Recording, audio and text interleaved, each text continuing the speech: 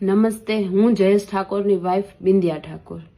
હાલ જે મારા હસબન્ડ ઉપર ખોટા આક્ષેપો નાખવામાં આવ્યા છે અને જે ષડયંત્ર રમાયેલું છે તેમાં હકીકત તો એ છે કે જે છોકરી આક્ષેપો નાખે છે આજથી 20 કે 25 દિવસ પહેલા એમના ઘરેથી એના મામાના છોકરા જતીન નામના છોકરા સાથે ભાગી ગયેલી હતી અને એના ત્રાસના કારણે એના પપ્પાએ ગળે ફાંસો ખાઈને સુસાઇડ પણ કરેલું હતું। એના પપ્પાએ સુસાઇડ કર્યું ત્યારબાદ 4 કે 5 દિવસ પછી તરત જ જતીન નામના છોકરા સાથે તે ભાગીને રાજસ્થાન ગયેલી હતી।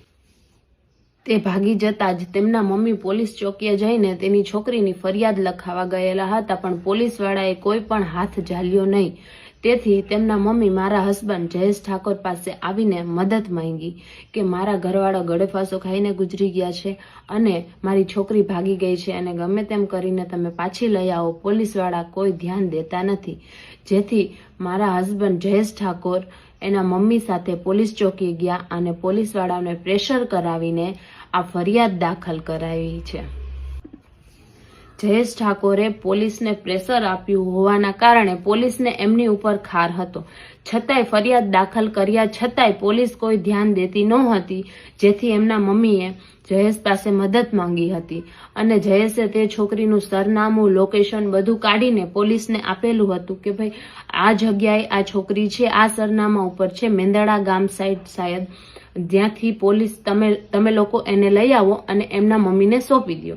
પોલીસ એ છોકરીને પોલીસ સ્ટેશને લઈ આવેલ, 2 દિવસ રાખેલા પૂછપરછ માટે, પણ જે ષડયંત્ર રમનાર છે અને પોલીસને જે ખાર હતો એ ખોટી રીતના 2 દિવસમાં પૂરેપૂરો કેસ જ પલટાવી નાખ્યો છે અને મારા હસબન્ડ ઉપર ખોટી રીતના જે જતીન નામના છોકરા ઉપર જે આક્ષેપો છે એ ખોટી રીતના આજથી 2 વર્ષ પહેલાનું કહીને મારા હસબન્ડ ઉપર એ આક્ષેપો નાખીને એમને ખોટી રીતે ફસાવી દેવામાં આવ્યા છે। આજથી 2 વર્ષ પહેલા જો કદાચ આ બનાવ બનેલો છે તો આજથી 2 વર્ષ પહેલા જે બનાવ બનેલો છે તો 2 વર્ષ સુધી તું ક્યાં હતી?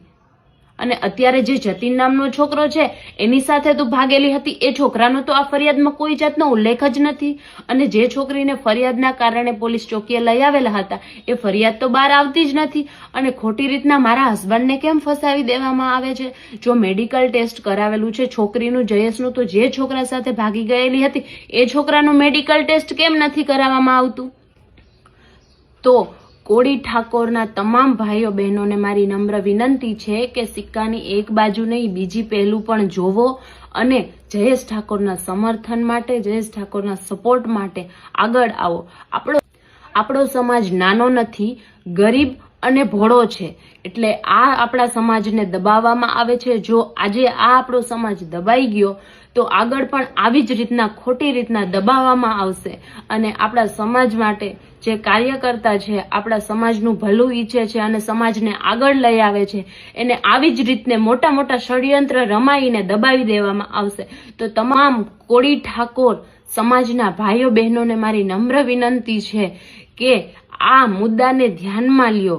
ખોટી રીતે જે લોકો માર્ગદર્શન તમને આપે છે એ ખોટું છે, ત્યાં ના દોરાવ અને હકીકત જાણો અને જયેશ ઠાકોરને સપોર્ટ કરો।